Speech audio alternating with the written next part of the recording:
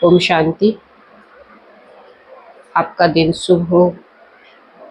आप जो भी कर्म करें सबका भला हो, मेरी यही शुभ भावना और शुभकामना है। आपका कर्म का हिसाब नया बन रहा है या चुकता हो रहा है, इसी पे आज चर्चा करेंगे। इससे पहले एक लॉ है, Newton's law. Every action there is an equal and opposite reaction. सभी जानते होंगे इस लॉ को। गेंद को ऊपर उछालिए, गेंद वापस नीचे ही आता है, पता है ना? मतलब जैसा एक्शन करोगे ऐसा ही रिएक्शन। और ऐसा ही कर्मों के बारे में भी होता है कि कर्म में आपने जैसा एक्शन किया उसका रिएक्शन तय है, मतलब मिलना तय है। आप ये सोचोगे कि मैंने ये कर्म कर दिया है, किसी को नहीं पता चलेगा, तो बहुत बड़ी गलतफहमी है। आपको उसको हिसाब देना पड़ेगा। दो बच्चे खेल रहे हैं आपस में, है ना? एक ने थप्पड़ लगा दी दूसरे को, दूसरे ने गुस्से में तुरंत रिएक्शन दिया, उसने दो थप्पड़ लगा दी।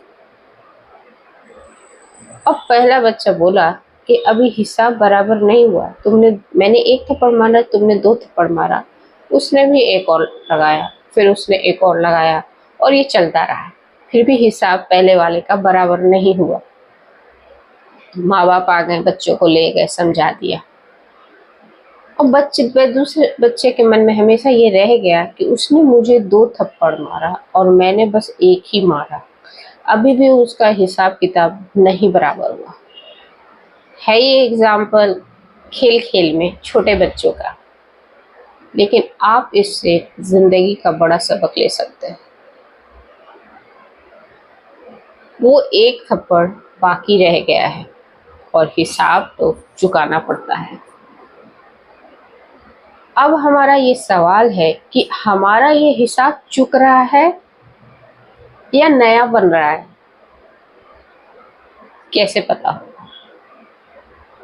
तो पहले आप ये सोच लो कि आपके हिसाब किताब, आपके कर्मों के हिसाब किताब की वजह से आपका जन्म उस परिवार में हुआ है जहां आप अभी हो।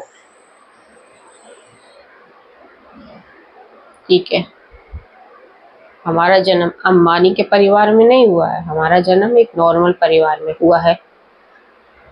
कोई धन धान्य से परिपूर्ण है, कोई धन धान्य में कमी है, कोई बहुत अच्छे पोस्ट पे, कोई बहुत लो पोस्ट पे है। अपने अपने कर्मों के हिसाब से हमारा जन्म हुआ, हम बड़े हुए। ठीक है, हमारे संस्कारों के हिसाब से भी हमारा जन्म हुआ, क्योंकि कर्म जब करते हैं तो एक संस्कार बन जाता है जो ट्रैवल होता है।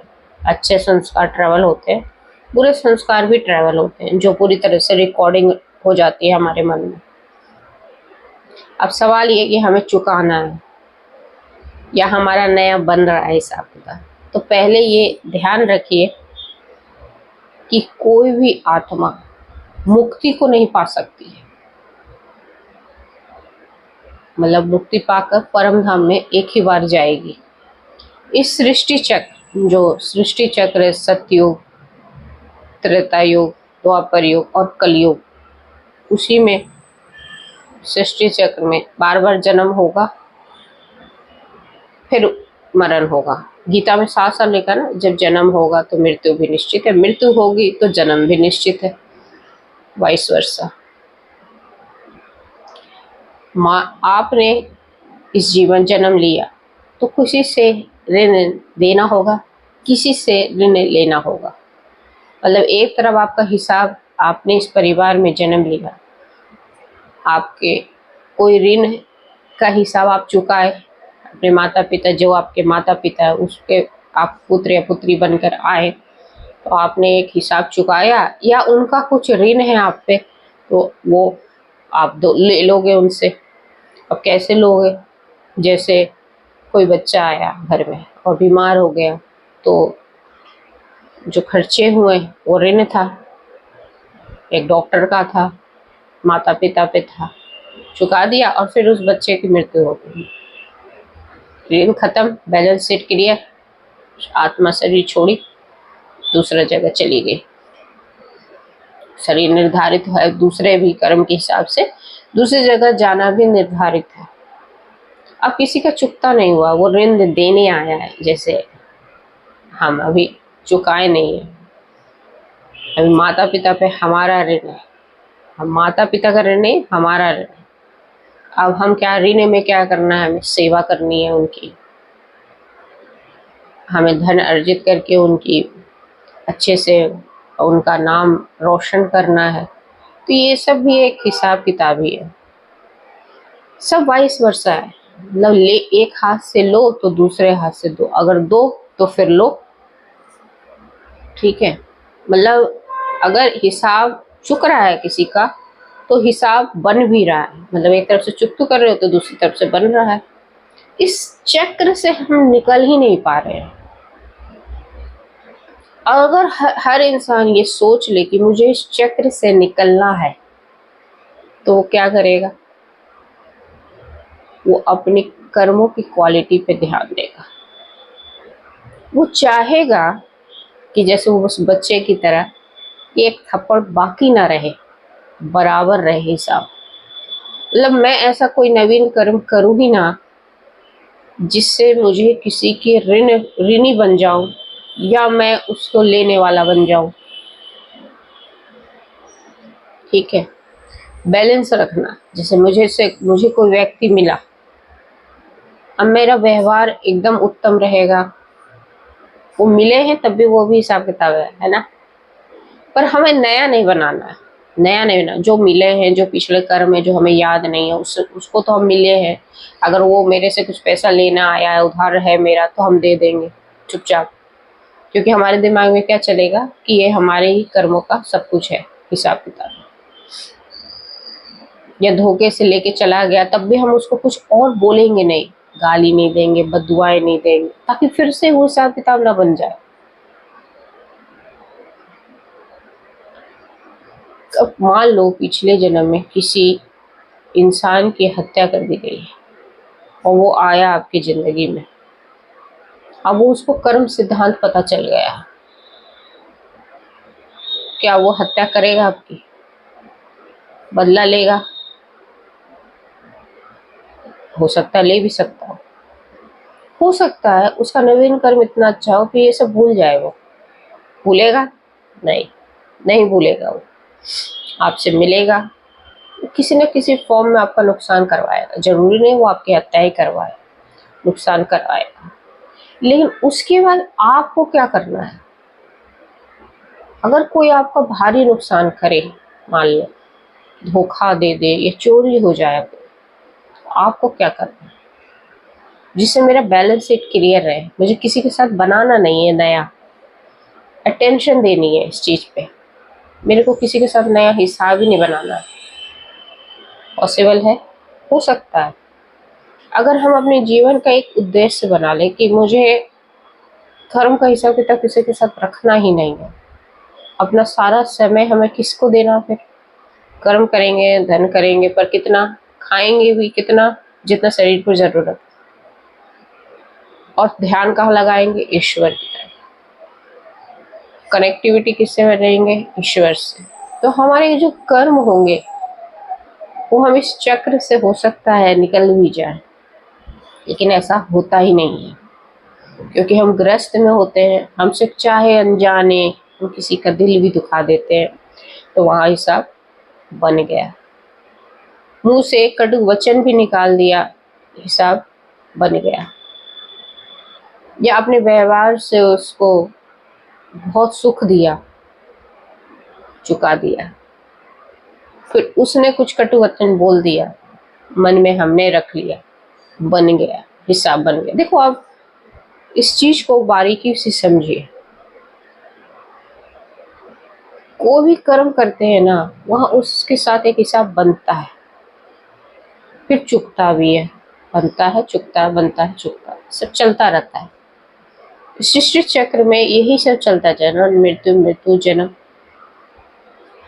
और कोई भी फिर मुक्ति जीवन मुक्ति नहीं पा पाता, फिर जीवन मुक्ति में आता है, फिर से जन्म लेता है, फिर से वो कर्म करता है और हिसाब चुकाता ही रहता है, लेता ही रहता है, सुख लेता रहता है, देता रहता है।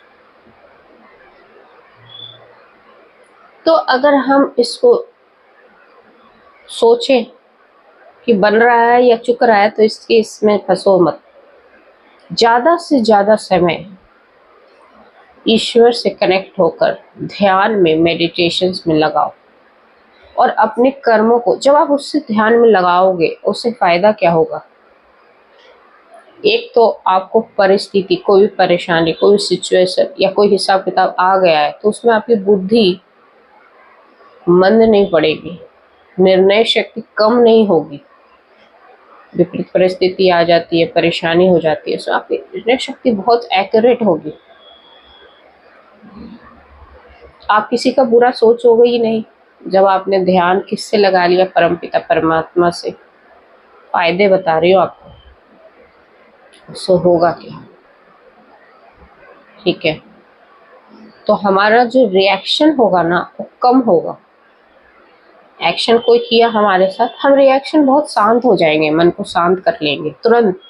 क्रोध जैसी बात आएगी नहीं, और जैसे ही क्रोध आएगी, मान लो, ये क्यों होता है, रिएक्शन क्यों देते हैं? कोई इंसान ने आपका अपमान कर दिया, आप रिएक्शन कैसे देते हो? क्योंकि क्रोध आ जाता है मन के अंदर, और क्रोध के साथ क्या क्या जुड़ जाता है? द्वेष, ग्लानि, ईर्ष्या, बहुत सारी चीजें, अहंकार, सब उसके साथ जुड़ी हुई है। और जब हम ईश्वर में ध्यान लगाते हैं ना, तो इन सब पे कंट्रोल हो जाता है। और जब इन सब पे कंट्रोल होता है, तो कोई हमारा अपमान भी कर देता है, कोई हमसे बुरा भी बोल देता है, तो हमें लगता है कि ये अज्ञानी है, उसको थोड़ा ज्ञान नहीं है, माफ कर देते हैं। तो हमने नया चैप्टर बनाया ही नहीं उसके साथ, क्योंकि हमने रिएक्शन नहीं दिया है, और न मन के अंदर न बाहर। वहां सिर्फ हिसाब में क्या बनेगा? जो हमारे साथ कर्म करेगा बुरा, उसका बनेगा, पर मेरा नहीं बनेगा, क्योंकि मैंने कोई रिएक्शन नहीं दिया है। उसने वो, जो हो सकता है कि वो सिर्फ चुका रहा हो, जब किसी को ज्ञान आ रहा है तो वो बना नहीं रहा है कुछ हिसाब, तो मतलब वो सामने वाला सिर्फ चुका रहा है। अब जब धीरे धीरे जब योगी आत्माएं को देखोगे जो नहीं बनाते हैं, तो अपने अनुसार एक घर ऐसा चुनते हैं जहां उसको वही वातावरण मिलता है। तो ये सब एक तार एक दूसरे से आपके कर्मों के हिसाब से जुड़ा हुआ है। जन्म लेना, मृत्यु होना, शादी होना, जीवन साथी, सब कुछ जुड़ा हुआ है। तो इस सृष्टि को और सृष्टि चक्र को, मुक्ति, जीवन मुक्ति, इस सब को समझना बहुत जरूरी है। तभी आप समझ पाओगे इस ज्ञान को।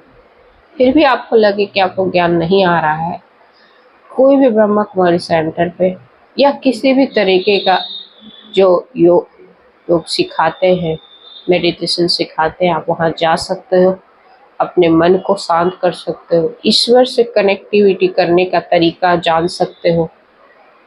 ठीक है, उससे आप वो करोगे जो मैंने अभी बताया। ठीक है, ओम शांति। आपका दिन शुभ हो। जय हिंद, जय भारत।